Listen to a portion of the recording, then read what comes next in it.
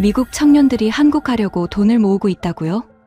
한국 드라마를 보고 한국 노래를 듣고 한국 음식을 따라하는 정도라면 그럴 수 있습니다. 그런데 요즘 미국의 몇몇 청년들은 단순한 유행을 넘어서고 있습니다. 항공권, 한국어 수업, 서울 첫 달 생활비, 보증금, 비상금까지 따로 적어두고 카페 야간 근무와 베이비시팅, 중고거래로 돈을 모읍니다. 새 휴대폰을 미루고 콘서트 표를 환불하면서까지 한국행 통장을 채우는 겁니다. 도대체 한국에 뭐가 있길래 이들은 월급을 쪼개 그곳으로 가려 했을까요? 그리고 반대하던 부모들은 왜 한국을 직접 확인한 뒤 결국 자녀의 비행기표 일부를 보태게 됐을까요? 한국 가려고 돈을 모으는 미국 청년들의 비밀. 지금부터 시작합니다. 한국 최고라고 댓글을 남겨주세요. 여러분의 구독과 좋아요는 아주 큰 힘이 됩니다. 제 딸이 한국에 가려고 2년째 돈을 모으고 있다는 사실을 저는 김치찌개 냄새가 나는 주방에서 처음 알았습니다. 그날은 유타의 토요일 밤이었습니다. 저는 정비소 일을 마치고 집에 돌아와 작업복도 제대로 벗지 못한 채 계단 앞에 멈춰섰습니다. 집 안에 이상한 냄새가 가득했거든요. 맵고 시고 뜨거운 냄새였습니다. 처음에는 뭔가 탄 줄 알았습니다. 그런데 주방 쪽에서 딸 마야의 웃음소리와 친구들 목소리가 들렸습니다. 주방으로 내려가 보니 식탁 위에는 제가 잘 모르는 재료들이 잔뜩 놓여 있었습니다. 김치, 두부, 고춧가루, 파, 그리고 한국어가 적힌 작은 봉지들. 마야와 친구새 쓴 노트북 화면을 보며 냄비를 들여다보고 있었습니다. 화면 속에서는 한국 사람이 빨간 국물을 끓이고 있었고 제 딸은 그걸 그대로 따라하겠다고 땀까지 흘리고 있었습니다. 저는 웃으며 말했습니다. 이제 저녁 메뉴까지 한국이냐고요. 솔직히 그때까지만 해도 저는 대수롭지 않게 생각했습니다. 요즘 아이들이 한국 드라마를 보고 한국 노래를 듣고 한국 음식을 따라하는 건 그냥 유행이라고 여겼습니다. 잠깐 지나가는 취미라고 생각했죠.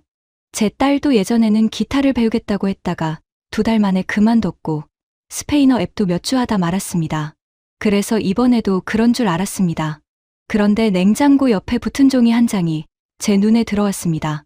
큰 글씨로 코리아 펀드라고 적혀 있었습니다. 처음에는 친구들끼리 만든 장난표인 줄 알았습니다. 하지만 가까이 가서 보니 장난이 아니었습니다. 마야 이름 옆에는 항공권, 한국어 수업, 서울 첫 달 생활비, 보증금, 비상금 같은 항목이 줄줄이 적혀 있었습니다. 더 놀라운 건 그 표에 마야 이름만 있는 게 아니라는 점이었습니다. 에밀리, 노아, 니아, 마야 친구들의 이름도 있었습니다. 이름 옆에는 숫자가 적혀 있었고 그 아래에는 어디서 돈을 모았는지도 작게 적혀 있었습니다. 카페 야간 근무, 베이비시팅, 중고거래, 주말 창고 정리.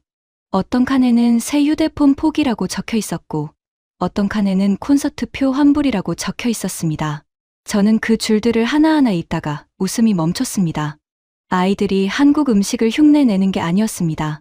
한국이라는 나라가 이미 이 아이들의 주말과 통장, 저녁 식탁까지 바꿔놓고 있었던 겁니다. 미국 유타의 작은 주방 한가운데서 한국이라는 단어가 아이들 돈 쓰는 순서를 바꾸고 있었습니다. 그게 이상하게 제 마음을 건드렸죠. 저는 정비소에서 하루 종일 차를 고치며 살았고 돈은 늘 현실의 문제라고 믿었습니다. 그런데 제 앞에 서 있는 아이들은 현실을 피하려고 한국을 말하는 게 아니었습니다. 현실의 돈을 모아서 한국으로 가겠다고 말하고 있었습니다. 저는 마야를 돌아봤습니다. 너희 지금 정말 한국에서 살 돈을 모으고 있는 거냐고 물었습니다. 마야는 대답하기 전에 냄비 불부터 줄였습니다. 그리고 제 눈을 피하지 않고 말했습니다. 그냥 여행이 아니라고요. 한국에 가서 살아보려면 비행기표만 있어서는 안 된다고요. 한국어 수업도 들어야 하고 첫 달 반값도 있어야 하고 아프거나 길을 잃었을 때 쓸 비상금도 있어야 한다고 했습니다. 그 말이 이상하게 크게 들렸죠. 저는 그제야 표를 다시 봤습니다. 날짜 옆에는 작은 체크 표시가 있었고 몇 번이나 지웠다 다시 쓴 금액도 보였습니다. 어떤 숫자는 아주 작았습니다. $25, $18, $40. 그런데 그 작은 숫자들이 여러 달 동안 쌓여 있었습니다. 한 번에 낸 돈이 아니라 커피를 덜 사고 새 옷을 미루고 주말 잠을 줄여 만든 돈이었습니다. 냄비 안에서는 빨간 국물이 보글보글 끓고 있었습니다. 마야는 그게 김치찌개라고 했습니다. 솔직히 그때 제 눈에는 맛있어 보인다기보다 겁이 났습니다. 냄새도 낯설었고 색도 너무 진했습니다. 하지만 그 냄비보다 더 낯설었던 건 제 딸과 친구들이 그 냄비를 바라보는 표정이었습니다. 그 아이들은 단순히 음식을 만드는 얼굴이 아니었습니다. 멀리 있는 어떤 하루를 미리 당겨와 보는 얼굴이었습니다. 저는 그때 처음으로 물었습니다. 한국에 도대체 뭐가 있길래 너희가 2년씩 돈을 모으냐고요. 마야는 바로 대답하지 않았습니다. 대신 국자를 내려놓고 냉장고의 표를 한 번 더 바라봤습니다. 그 침묵 때문에 저는 더 불안해졌습니다. 제 딸이 잠깐 빠진 유행이라면 말릴 수 있었습니다. 그런데 통장과 시간표와 친구들까지 같이 움직인 일이라면 이야기가 달랐습니다. 그날 밤, 저는 처음으로 생각했습니다. 내가 모르는 한국이라는 나라가 이미 내 집 안까지 들어와 있었는지도 모른다고요. 저는 그날 밤 바로 화를 내지 못했습니다. 화를 낼 만큼 가벼운 일이 아니었기 때문입니다. 딸아이가 한국이라는 말에 잠깐 들뜬 거라면 웃어넘기거나 잔소리를 하면 됐겠죠. 그런데 냉장고에 붙은 표에는 들뜬 마음보다 오래 버틴 숫자들이 있었습니다. 그 숫자들이 저를 조용하게 만들었죠. 다음 날 저녁, 저는 마야와 친구들을 식탁에 다시 앉혔습니다. 이번에는 김치찌개 냄비가 아니라 노트북과 종이 뭉치가 식탁 위에 올라왔습니다. 저는 먼저 물었습니다. 한국에 가서 며칠 놀다 오는 거냐고요. 마야는 고개를 저었습니다. 최소 몇 달은 살아보고 싶다고 했습니다. 가능하면 학교나 일자리까지 알아보고 싶다고 했습니다. 저는 그 말에 숟가락을 내려놓았죠. 제가 걱정한 건 한국이 싫어서가 아니었습니다. 저는 한국을 잘 몰랐습니다. 모르는 나라에 딸을 보낼 만큼 제 마음이 넓지도 않았습니다. 그래서 질문이 쏟아졌습니다. 어디서 잘 건지, 아프면 어디로 갈 건지, 밤에 길을 잃으면 누구에게 연락할 건지, 말이 안 통하면 어떻게 할 건지, 돈이 떨어지면 어떻게 할 건지. 제가 묻는 동안 아이들 얼굴에서 장난기가 사라졌죠. 마야는 기다렸다는 듯 파일 하나를 열었습니다. 항공권 가격을 비교한 표, 숙소 후보 위치, 첫 달 생활비 계산, 보험 안내, 비상 연락처, 근처 병원과 약국 위치까지 정리돼 있었습니다. 저는 솔직히 놀랐습니다. 아니, 놀랄 수밖에 없었죠. 그건 어린애들이 펜심으로 만든 예쁜 계획표가 아니었죠. 돈을 어디에 쓰고 어떤 상황에 얼마를 남겨야 하는지 계산한 생활 계획표에 가까웠습니다. 저는 숫자를 더 자세히 보았습니다. 마야는 매달 번 돈과 쓴 돈을 나눠 적어두었습니다. 한국어 수업료를 낸 날, 중고로 팔아치운 재킷값이 들어온 날, 카페 야간 근무 수당이 들어온 날까지 표시돼 있었습니다. 그 옆에는 한국에 도착한 뒤 예상되는 지출도 있었습니다. 교통비, 식비, 휴대폰 요금, 숙소 보증금, 그리고 아무 일도 없을 때는 절대 건드리지 않겠다는 비상금. 저는 그 항목들을 보며 점점 말수가 줄었죠. 이건 단순히 멀리 떠나고 싶다는 아이들의 변덕이 아니었습니다. 노아는 제 앞에 접힌 영수증 하나를 꺼냈습니다. 차 수리 견적서였습니다. 미국에서 차는 생활 그 자체라 저는 그 종이의 무게를 잘 알고 있었죠. 그런데 노아는 그 돈 때문에 한국행을 포기하지 않으려고 새 부품 대신 중고 부품을 찾고 삼촌 창고에서 주말 일을 도왔다고 했습니다. 그 말을 들었을 때 저는 처음으로 이 아이들이 무엇을 포기하고 있는지 실감했죠. 한국은 이 아이들에게 남는 돈으로 가는 곳이 아니었습니다. 다른 것을 뒤로 미루게 만드는 우선순위가 되어 있었습니다. 에밀리와 리아 쪽도 마찬가지였습니다. 에밀리는 새 휴대폰을 포기했고 리아는 콘서트 표를 환불했다고 했습니다. 누군가는 주말마다 잠을 줄였고 누군가는 친구들과 놀 돈을 아꼈습니다. 그때 저는 확실히 느꼈죠. 이 아이들은 한국에 가기 위해 남는 돈을 모으는 게 아니었습니다. 한국이라는 목표 때문에 미국에서 돈 쓰는 순서를 바꾸고 있었던 겁니다. 마야 엄마도 전화를 걸어왔죠. 처음에는 말이 곱지 않았습니다. 외국에서 무슨 일이 생기면 누가 책임질 거냐고 했습니다. 다른 부모들도 비슷했습니다. 한 사람은 병원을 물었고, 한 사람은 비자를 물었고, 한 사람은 밤길을 물었습니다. 저는 그 질문들을 들으며 고개를 끄덕였습니다. 저도 같은 생각이었거든요. 종이에 적은 준비와 실제 생활은 다릅니다. 낯선 나라에서는 작은 실수 하나가 크게 느껴질 수도 있습니다. 그런데 아이들은 대답을 피하지 않았죠. 모르는 것은 모른다고 했고, 더 알아봐야 할 것은 따로 표시했습니다. 마야는 한국어, 수업 영수증도 보여주었습니다. 매주 온라인으로 들은 수업이었습니다. 저는 그때 조금 부끄러웠습니다. 제가 너무 쉽게 판단한 거였죠.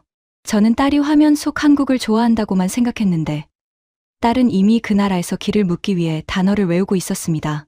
그래도 저는 쉽게 허락할 수는 없었죠. 종이는 종이고 현실은 현실이니까요. 저는 마야에게 말했습니다. 내가 준비한 건 알겠다. 하지만 내가 직접 보지 않은 나라에 내 인생의 첫 독립을 걸게 할 수는 없다고요. 마야의 얼굴이 굳었습니다. 반대한다고 생각한 것 같았습니다. 저는 잠시 침묵하다가 말을 이었습니다. 맞겠다는 뜻은 아니라고요. 대신 내가 같이 가서 보겠다고 했습니다. 공항에서부터 숙소, 밥, 밤길, 약국, 교통까지 내 눈으로 확인해 보겠다고 했습니다. 한국이 정말 너희가 돈을 모을 만큼의 곳인지 종이 밖의 현실을 내가 직접 보겠다고요. 그 말을 하자 주방이 조용해졌죠. 마야는 놀란 얼굴로 저를 보았습니다. 저는 냉장고의 코리아 펀드 표를 다시 한번 바라봤습니다. 그 표를 찢어버리기는 쉬웠습니다. 하지만 그 표를 만든 시간과 노동까지 무시할 수는 없었죠. 그래서 저는 한국행 비행기표 가격을 처음으로 제 손으로 검색했습니다. 그리고 속으로 생각했습니다. 한국이라는 나라가 정말 이 아이들의 저축표를 설명할 수 있는지 이제는 내가 확인해야겠다고요. 비행기가 인천공항에 가까워질 때까지도 저는 마음을 놓지 못했죠. 마야와 친구들은 창밖을 보며 들떠 있었지만 저는 일부러 차분한 척했습니다. 속으로는 이미 여러 가지 상황을 떠올리고 있었습니다. 긴 입국줄, 알아보기 어려운 표지판, 무거운 짐, 피곤한 환승, 길을 잃은 아이들. 제가 겪어온 공항의 기억은 대개 그런 것들이었거든요. 그래서 공항에 내리자마자 저는 마음속으로 시험을 시작했죠. 일부러 말했습니다. 택시부터 잡지 말자고요. 정말 한국에서 살아보겠다면 공항에서부터 스스로 움직일 줄 알아야 한다고 했습니다. 마야는 고개를 끄덕였고 친구들은 조금 긴장한 얼굴로 캐리어 손잡이를 잡았습니다. 그런데 첫 동선부터 제 예상과 달랐습니다. 정말 처음부터 달랐죠. 사람은 많았지만 줄이 이상하게 흐르고 있었습니다. 멈춰있는 줄이 아니라 앞으로 계속 밀려가는 줄이었습니다. 안내 표지는 영어와 그림이 같이 있었고 어디로 가야 하는지 고개를 오래 돌릴 필요가 없었습니다. 저는 일부러 천천히 걸었죠. 아이들이 헤매는지 보려고요. 그런데 아이들이 헤매기도 전에 표지판이 먼저 다음 방향을 알려주고 있었습니다. 화장실 앞에서 저는 또 한 번 멈췄습니다. 그냥 지나치기 어려웠거든요. 비행기에서 내린 뒤의 공항 화장실은 되게 피곤한 표정을 하고 있다고 생각했습니다. 그런데 그곳은 밝고 깨끗했습니다. 물기 하나 없이 정리된 세면대, 빈칸을 알려주는 표시, 줄을 서는 방향까지 자연스럽게 보였습니다. 저는 괜히 손을 오래 씻었습니다. 인정하기 싫었지만 그 순간 이미 제 기준 하나가 흔들렸죠. 입국장 밖으로 나왔을 때도 저는 일부러 주변을 꼬치꼬치 봤습니다. 바닥에 굴러다니는 쓰레기가 있는지, 사람들이 어디서 막히는지, 짐을 든 외국인이 어디에서 표정을 잃는지 보려고 했습니다. 그런데 제 눈에 먼저 들어온 건 넓은 통로와 일정한 간격으로 놓인 안내판이었습니다. 누구를 과하게 붙잡고 설명하지 않아도 사람이 다음 방향을 알 수 있게 만들어 놓은 느낌이었습니다. 저는 그런 설계가 오히려 더 낯설었습니다. 친절한 사람 한 명보다 헤매지 않게 만든 구조가 더 오래 남았기 때문입니다. 짐을 찾는 곳에서도 마찬가지였죠. 수화물 카트는 찾기 쉬웠고 공항철도 표시가 계속 눈에 들어왔습니다. 마야가 유심과 교통카드를 챙기는 동안 저는 옆에서 팔짱을 끼고 서 있었습니다. 딸의 준비성을 칭찬하고 싶지는 않았죠. 제가 정말 놀란 건 딸이 잘해서가 아니라 공항 자체가 낯선 사람을 길 잃게 두지 않는다는 점이었습니다. 한 번은 노아가 반대쪽 승강장으로 가려 했습니다. 저는 속으로 봐라, 이제 시작이다 싶었죠. 그런데 직원 한 명이 멀리서 손짓을 했고 노아가 들고 있던 표를 슬쩍 보더니 짧은 영어와 손가락 방향으로 바로 길을 잡아주었습니다. 설명이 길지도 않았습니다. 얼굴을 찌푸리지도 않았습니다. 그 짧은 손짓 하나로 아이들은 다시 제자리로 돌아왔습니다. 교통카드를 충전하는 기계 앞에서도 저는 한 번 더 시험하듯 뒤로 물러섰습니다. 마야가 다 해주면 의미가 없다고 생각했습니다. 그런데 화면에는 언어 선택이 있었고 옆에는 그림으로 된 순서가 붙어 있었습니다. 아이들이 잠시 머뭇거리기는 했지만 완전히 막히지는 않았습니다. 표지판은 공항철도와 버스, 택시 방향을 분리해서 보여주었고 캐리어를 끌고 가는 길도 끊기지 않았습니다. 저는 그때 속으로 중얼거렸습니다. 이건 친절한 관광지가 아니라 처음 온 사람이 실제로 움직이게 만든 입구라고요. 저는 시계를 봤죠. 비행기에서 내린 지 얼마 지나지 않았는데 우리는 이미 공항철도를 향해 걷고 있었습니다. 제가 알던 공항의 피로감과는 달랐습니다. 줄에 지치고 표지판에 짜증내고 짐 때문에 말수가 줄어드는 그런 시간이 아니었습니다. 낯선 나라에 도착했는데도 움직임이 끊기지 않았습니다. 마야가 제 표정을 보고 물었습니다.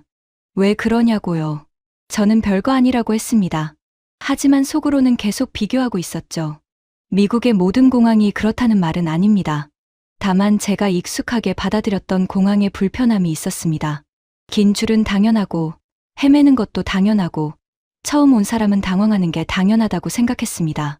그런데 인천공항은 그 당연함을 처음부터 깨고 있었습니다. 공항철도 안에 앉았을 때 창밖으로 어두워지는 하늘이 보였습니다. 아이들은 서로 사진을 보여주며 웃었고 저는 캐리어 손잡이에 손을 올린 채 조용히 있었습니다. 제 머릿속에는 냉장고의 코리아 펀드표가 다시 떠올랐습니다. 항공권, 한국어 수업, 첫 달 생활비. 그 항목들 중 가장 먼저 확인한 것은 공항이었습니다. 그리고 첫 관문은 제가 생각했던 것보다 훨씬 차분하고 빠르고 깨끗했습니다. 저는 아직 한국을 인정한 건 아니었죠. 공항 하나로 나라를 판단할 수는 없으니까요.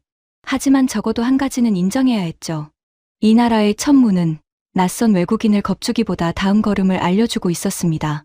저는 그때 처음으로 궁금해졌습니다. 첫 관문이 이 정도라면 아이들이 미국 주방에서 흉내 내던 그 김치찌개는 한국에서 얼마나 다른 얼굴을 하고 있을까 하고요. 서울에 도착한 첫날 저녁, 비가 내리기 시작했습니다. 그 비 때문에 다음 시험이 더 빨리 찾아왔죠. 공항에서부터 숙소까지는 생각보다 매끄러웠지만 저는 아직 마음을 풀지 않았죠. 여행은 원래 처음 하루가 좋아 보일 수 있습니다. 공항이 깨끗하고 교통이 편하다고 해서 그 나라에서 사는 일이 쉬워지는 건 아니라고 생각했습니다. 저녁으로 가려던 식당은 이미 문을 닫은 뒤였습니다. 마야는 휴대폰을 들고 당황했고 친구들도 서로 다른 앱을 열어보기 시작했습니다. 저는 일부러 아무 말도 하지 않았죠. 이런 순간이 진짜라고 생각했기 때문입니다. 계획한 곳이 닫혔을 때, 배는 고프고 비는 오고, 말은 완벽하게 통하지 않을 때, 그때부터 외국 생활에 진짜 얼굴이 나온다고 믿었습니다. 골목을 조금 걷다가 작은 백반집 하나를 발견했습니다. 유리문에는 김치찌개, 된장찌개, 제육볶음 같은 글자가 붙어 있었습니다. 저는 김치찌개라는 단어를 알아봤죠. 유타 우리 집 주방에서 마야가 끓이던 바로 그 음식이었습니다. 솔직히 저는 속으로 웃었죠. 빨간 국물 하나가 얼마나 다르겠냐고 생각했습니다. 가게 안은 크지 않았습니다. 테이블 몇 개와 벽에 붙은 메뉴판, 오래된 텔레비전, 그리고 주방 안쪽에서 바쁘게 움직이는 할머니 한 분이 있었습니다. 마야는 조심스럽게 김치찌개를 주문했습니다. 할머니는 우리 얼굴을 한번 보더니 맵게 먹을 수 있냐고 천천히 물었습니다. 마야가 조금 덜 맵게 해달라고 하자 할머니는 웃으며 고개를 끄덕였습니다. 잠시 뒤 뚝배기가 나왔습니다. 저는 그때 냄새부터 다르다는 걸 알았습니다. 냄새가 먼저 말해줬죠. 유타 주방의 김치찌개 냄새는 맵고 낯설기만 했습니다. 그런데 눈앞의 뚝배기에서는 오래 끓인 김치의 깊은 냄새가 올라왔습니다. 하얀 밥이 놓이고 작은 반찬들이 계속 테이블에 놓였습니다. 저는 반찬이 따로 주문한 음식인 줄 알고 마야를 쳐다봤죠. 마야는 작게 웃으며 그냥 나오는 거라고 했습니다. 반찬은 한 번 놓이고 끝나지 않았습니다.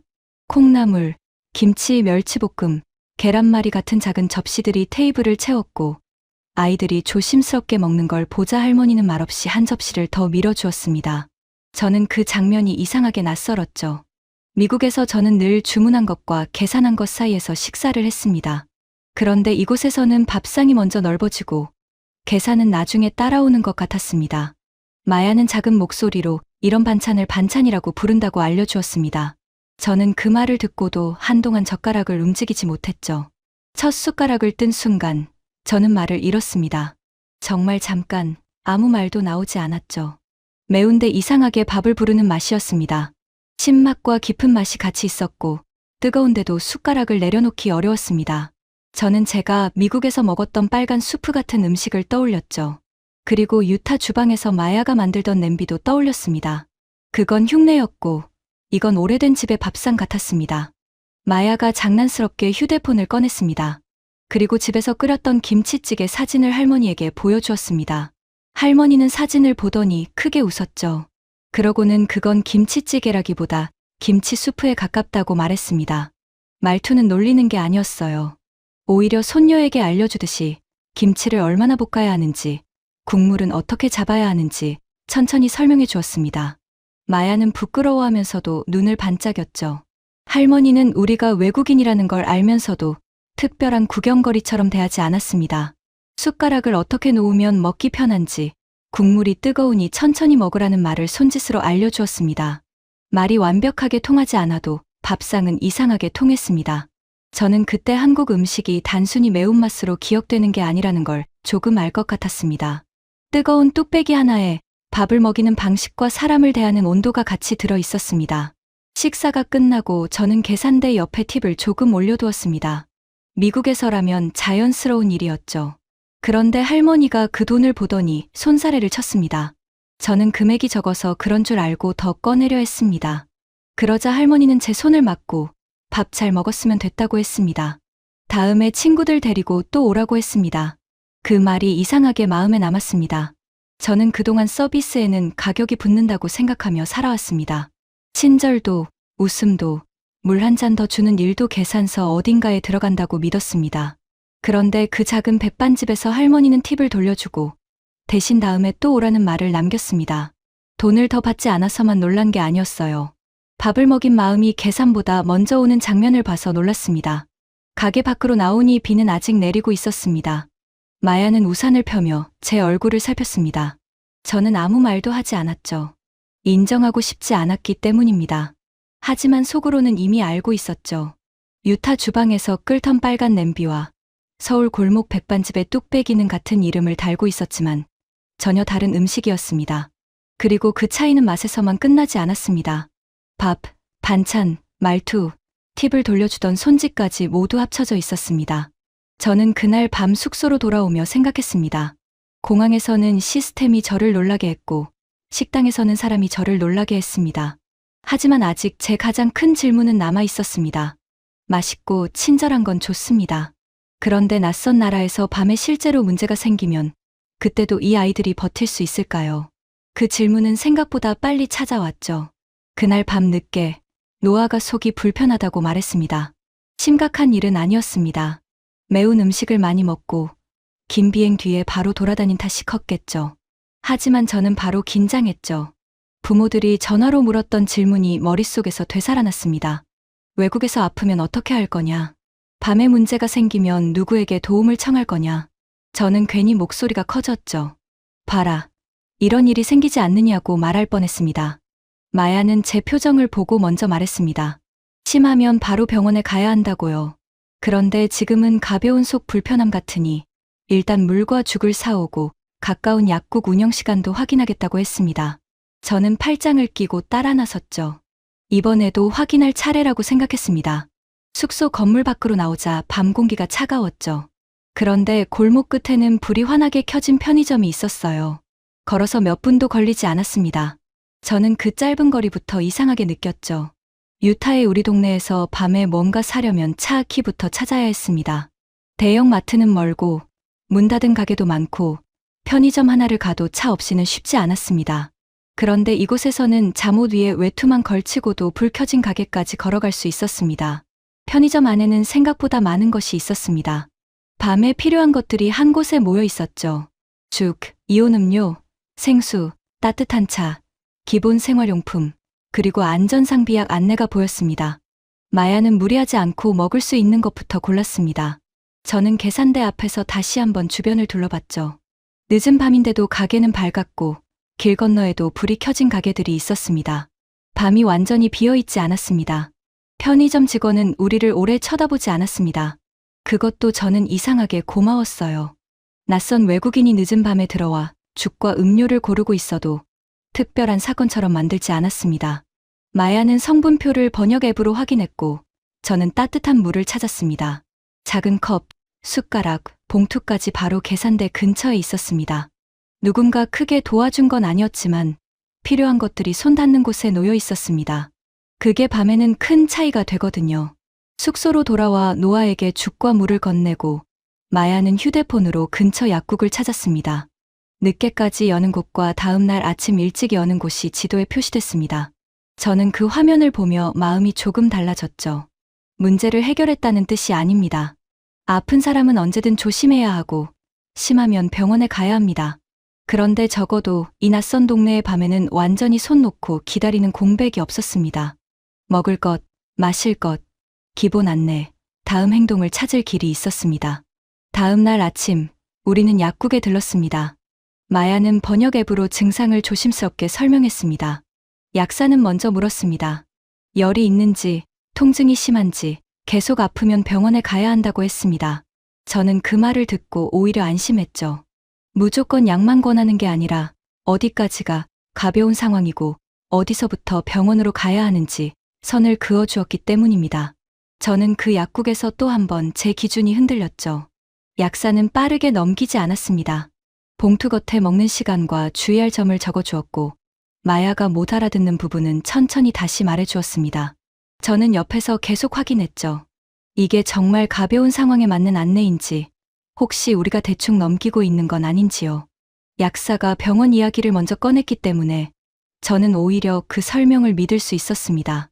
한국의 보상은 무슨 일이든 쉽게 해결된다는 식의 과장이 아니었습니다. 필요한 선을 알려주고 다음 행동을 찾게 해주는 생활의 연결감이었습니다. 약국을 나오면서 노아는 많이 괜찮아졌다고 했습니다. 저는 그 말을 듣고도 일부러 크게 반응하지 않았죠. 하지만 마음속에서는 또 하나의 표가 지워지고 있었습니다. 부모들이 물었던 질문 중 하나. 밤에 아프면 어떻게 할 거냐? 그 질문에 한국은 거창한 말로 답하지 않았죠. 골목 끝 편의점의 불빛, 지도에 뜨는 약국, 약사의 차분한 설명으로 답했습니다. 제가 놀란 건 마야가 침착했다는 사실만이 아니었어요. 그보다 더 컸던 건 이 도시가 침착할 수 있는 환경을 만들어주고 있다는 점이었습니다. 걸어서 닿는 곳에 먹을 것이 있고, 다음 날 바로 물어볼 약국이 있고, 늦은 밤에도 길이 완전히 끊기지 않았습니다. 미국에서는 당연히 차로 해결해야 한다고 생각했던 작은 일들이 이곳에서는 동네 안에서 이어지고 있었습니다. 숙소로 돌아오는 길에 저는 일부러 주변을 천천히 봤습니다. 편의점 문이 열리고 닫히는 소리, 새벽 청소차 소리, 출근하는 사람들의 발걸음, 작은 약국의 간판, 모두 특별한 관광지가 아니었습니다. 하지만 살겠다는 사람에게는 이런 것들이 더 중요할 수 있겠다는 생각이 들었습니다. 저는 그제야 마야가 왜 항공권만이 아니라 비상금과 약국 위치까지 적어두었는지 조금 알 것 같았죠. 그래도 제 검증은 끝나지 않았죠.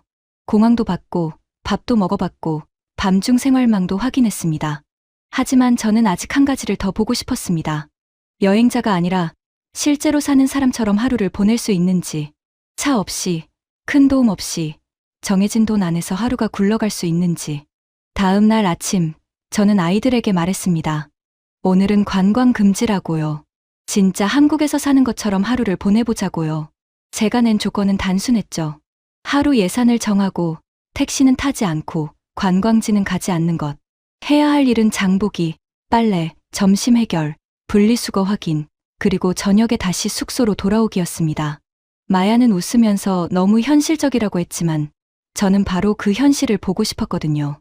한국에서 살겠다는 말이 예쁜 카페와 사진 몇 장으로 끝나는지 아니면 진짜 생활까지 이어지는지 확인하고 싶었습니다.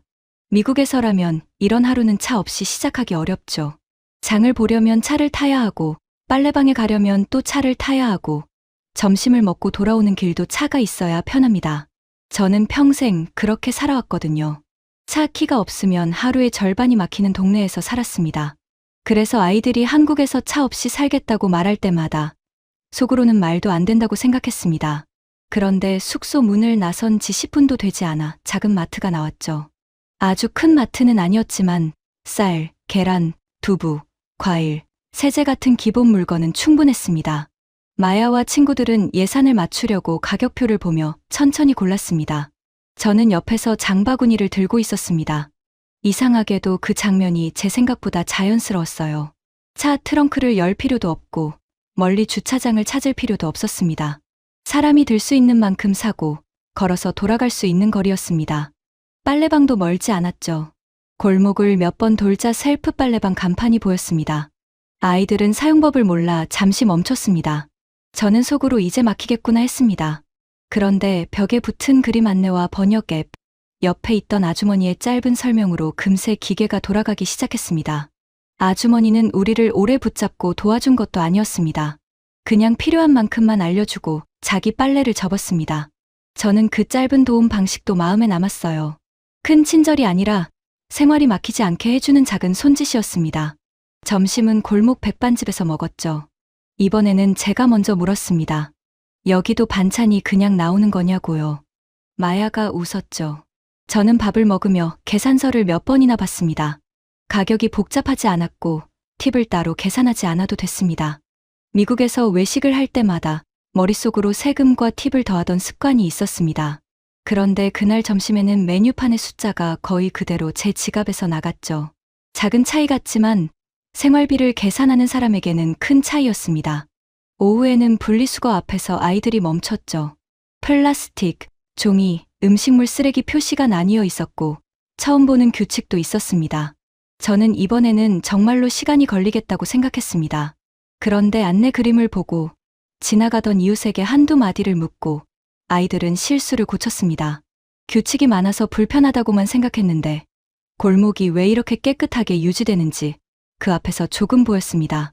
누군가 계속 치우기만 해서가 아니라 사람들이 지켜야 할 방식이 생활 속에 붙어 있었습니다. 저녁이 가까워질 무렵 우리는 지하철과 버스를 갈아타고 숙소로 돌아왔습니다. 저는 하루 종일 차에 타지 않았다는 사실을 그때 실감했죠. 장을 받고 빨래를 했고 밥을 먹었고 쓰레기를 버렸고 다시 돌아왔습니다. 특별한 관광지는 하나도 가지 않았습니다. 그런데 하루가 망가지지 않았어요. 오히려 작은 동네 안에서 생활이 계속 이어졌습니다. 저는 숙소 앞 계단에 잠시 앉았죠. 다리가 조금 아팠지만 마음은 이상하게 조용했습니다. 분명히 낯선 규칙도 있고 언어 때문에 멈칫하는 순간도 있었습니다. 그런데 그 불편함이 하루를 완전히 막지는 않았습니다. 가까운 가게, 대중교통, 안내문, 깨끗한 골목, 짧게 도와주는 사람들.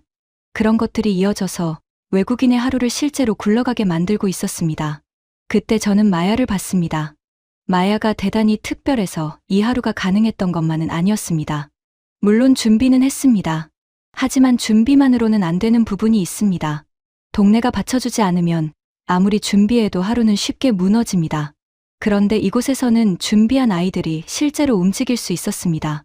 저는 그 차이를 인정하지 않을 수 없었죠. 그러자 다음 질문이 생겼죠. 마야만 이런 생각을 하는 걸까? 유타의 우리 집 주방에 모였던 몇 명만 한국에 빠진 걸까? 아니면 다른 미국 청년들도 비슷한 이유로 돈을 모으고 있을까? 마야는 그 질문에 대답하듯 다음 날 저녁 한국어 스터디 모임에 저를 데려가겠다고 했습니다. 한국어 스터디 모임은 제가 생각한 것보다 평범한 공간에서 열렸죠. 큰 강당도 아니고 화려한 행사장도 아니었습니다. 작은 모임방에 긴 테이블이 있고 종이컵과 노트, 낡은 화이트보드가 있었습니다. 그런데 그 테이블에 앉아 있는 사람들은 제 예상보다 다양했습니다. 텍사스에서 온 청년, 캘리포니아에서 온 학생, 오하이오에서 잠깐 일하다 온 사람, 그리고 한국에서 몇 달째 생활 중이라는 미국 청년도 있었습니다. 저는 처음부터 좋은 말만 듣고 싶지 않았어요. 오히려 반대였습니다. 저는 마야가 듣고 싶은 이야기만 듣고 더 들뜰까봐 걱정했습니다. 그래서 조금 무례할 정도로 현실적인 질문을 던졌죠. 외롭지 않냐고 물었습니다. 돈은 얼마나 드냐고 물었습니다. 집은 어떻게 구했냐고, 아프면 어떻게 했냐고, 말이 안 통할 때는 무섭지 않았냐고 물었습니다. 청년들은 잠시 서로를 보더니 생각보다 솔직하게 대답했습니다. 한국 생활이 늘 쉽지는 않다고 했습니다. 집을 구할 때 모르는 단어가 많았고 행정 서류 앞에서는 한참 헤맸다고 했습니다. 언어 실수로 창피했던 적도 있고 가족이 보고 싶어 밤에 울었던 적도 있다고 했습니다. 저는 그 말을 듣고 오히려 안심했죠. 아무 문제 없다는 말보다 믿을 수 있었기 때문입니다. 그런데 이상한 건 힘든 이야기를 하면서도 그들이 한국을 떠올리는 표정이 어둡지만은 않았다는 점입니다. 텍사스에서 온 청년은 처음 인천공항에 내렸을 때부터 마음이 놓였다고 했습니다. 안내가 눈에 들어오고 공항에서 도심까지 움직이는 방법이 분명해서 혼자 와도 완전히 버려진 느낌이 아니었다고 했습니다. 저는 그 말을 듣고 조용히 고개를 들었죠. 제가 느꼈던 첫 관문의 차이를 그 사람도 말하고 있었습니다. 캘리포니아에서 온 학생은 밥 이야기를 했습니다. 처음에는 한국 음식이 매울까봐 겁났지만 동네 식당에서 밥과 반찬이 같이 나오는 방식에 놀랐다고 했습니다. 팁을 계산하지 않아도 되는 점도 생활비를 계산할 때 큰 차이라고 했습니다. 저는 그 말을 들으며 전날 백반집 할머니가 제 손에 돈을 돌려주던 장면을 떠올렸죠. 제 개인적인 놀라움이 아니었습니다. 다른 사람도 같은 지점에서 멈춰 선 적이 있었습니다. 오하이오에서 온 청년은 밤 이야기를 했습니다. 늦게 공부하고 돌아오는 길에도 편의점 불빛이 있고 필요한 것을 걸어서 살 수 있는 동네가 신기했다고 했습니다. 물론 조심은 해야 하고 어디서든 방심하면 안 된다고 덧붙였습니다. 하지만 밤이 완전히 끊어진 시간이 아니라는 점이 마음에 남았다고 했습니다. 저는 그 말에 노아가 속이 불편했던 밤을 떠올렸죠. 편의점의 불빛과 약국 간판이 다시 머릿속에 켜졌습니다. 또 다른 청년은 차 없이 지내는 하루를 말했습니다. 미국에서는 차가 없으면 늘 누군가에게 부탁해야 했는데 한국에서는 지하철과 버스, 걸어서 닫는 가게들 덕분에 자신의 하루를 스스로 조립할 수 있었다고 했습니다. 저는 그 표현이 마음에 남았어요. 하루를 조립한다는 말. 전날 우리가 했던 일이 바로 그것이었습니다. 장보기와 빨래와 밥과 귀가가 작은 조각처럼 이어져 하루가 됐습니다. 저는 그제야 마야 쪽을 봤죠. 마야는 자랑스럽다는 얼굴을 하고 있지 않았습니다. 오히려 조용히 듣고 있었습니다. 제가 듣기를 바랐던 이야기들이 다른 사람의 입에서 나오고 있었기 때문입니다. 한국이 무슨 꿈의 나라라는 식의 말은 없었습니다. 대신 공항, 식당, 편의점, 약국, 대중교통, 동네 같은 구체적인 장면들이 계속 반복됐습니다. 그 반복이 저를 설득했죠.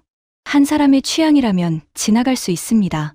한 집 주방의 유행이라면 웃어넘길 수 있습니다. 하지만 여러 지역에서 온 미국 청년들이 자기 돈과 시간을 들여 같은 장면을 말하고 있다면 그건 조금 다르게 봐야 했습니다. 한국은 적어도 이 아이들에게 화면 속 나라만은 아니었습니다. 실제로 가서 움직일 수 있고, 먹고, 묻고, 배우고, 하루를 이어갈 수 있는 생활의 후보가 되어 있었습니다. 모임이 끝나고 밖으로 나오자 밤 공기가 차가웠죠. 마야는 저에게 아무 말도 하지 않았습니다. 허락해달라고 조르지도 않았습니다. 저는 그 침묵이 더 무거웠어요. 이제 저는 한국을 모른다고만 말할 수 없었습니다. 공항에서 봤고, 식당에서 먹었고, 밤에 걸었고, 차 없이 하루를 보냈고, 다른 미국 청년들의 입으로 같은 이유를 들었습니다. 유타로 돌아가는 비행기를 타기 전날 밤, 저는 숙소 책상에 앉아 코리아 펀드표 사진을 다시 열어봤습니다. 항공권, 한국어 수업, 첫 달 생활비, 보증금, 비상금. 처음에는 그 항목들이 겁났죠. 그런데 이제는 그 항목들이 조금 다르게 보였습니다. 아이들이 허황된 꿈을 적어놓은 게 아니라 실제로 확인한 생활을 향해 필요한 비용을 적어놓은 것이었습니다. 저는 그때 이미 알고 있었습니다. 집에 돌아가면 냉장고 앞에서 제가 해야 할 일이 하나 남아 있다는 것을요. 유타로 돌아온 날 밤, 집은 이상할 만큼 조용했죠. 며칠 전까지만 해도 그 조용함이 익숙했는데 한국의 골목과 지하철, 편의점 불빛을 보고 돌아오니 우리 집 부엌까지 조금 낯설게 느껴졌습니다. 마야와 친구들은 피곤한 얼굴로도 다시 주방에 모였습니다. 그리고 또 김치찌개를 끓이겠다고 했습니다. 저는 이번에는 웃지 않았어요. 대신 조용히 식탁에 앉아 지켜봤습니다. 김치, 두부, 파, 고춧가루. 재료는 전보다 더 그럴듯해 보였죠. 마야는 한국 백반집 할머니가 알려준 대로 김치를 먼저 볶아야 한다고 말했습니다. 친구들은 진지하게 고개를 끄덕였죠. 냄비에서 다시 빨간 국물이 끓기 시작했습니다. 하지만 첫 숟가락을 뜬 순간 모두가 동시에 조용해졌습니다. 나쁘지는 않았습니다. 전보다 훨씬 나았습니다. 그런데 서울 골목 백반집의 그 깊은 맛은 나지 않았습니다.